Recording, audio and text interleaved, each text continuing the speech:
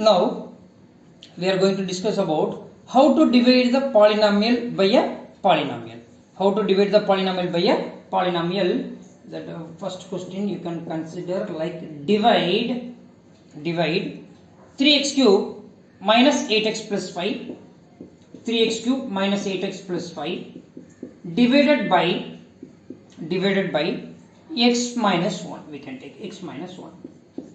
So it is the dividend polynomial, it is the divisor polynomial.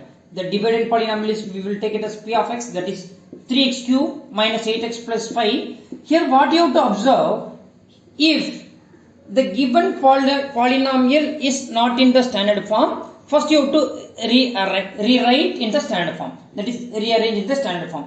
3x cube, here we don't have x square term, so you can write like plus 0x square and then x term and then constant term. X cube term, x square, x term and then constant term.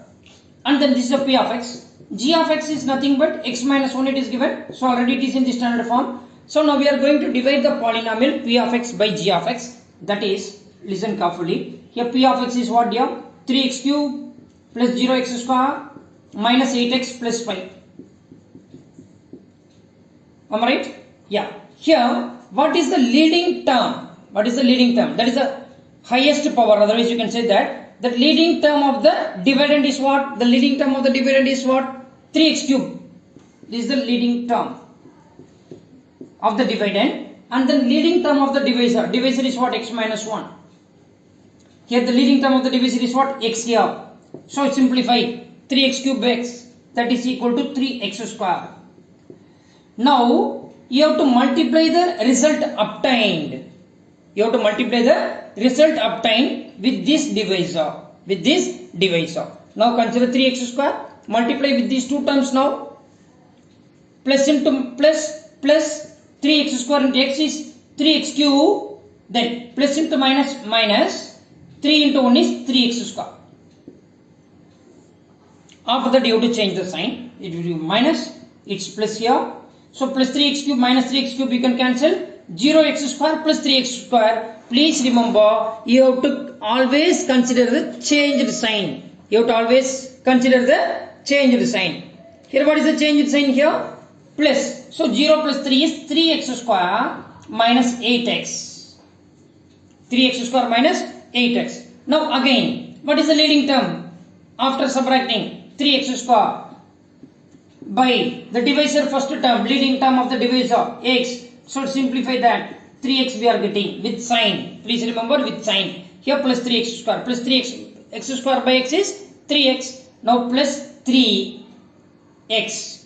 Now consider these 3x, multiply with this divisor term. Multiply with this divisor term.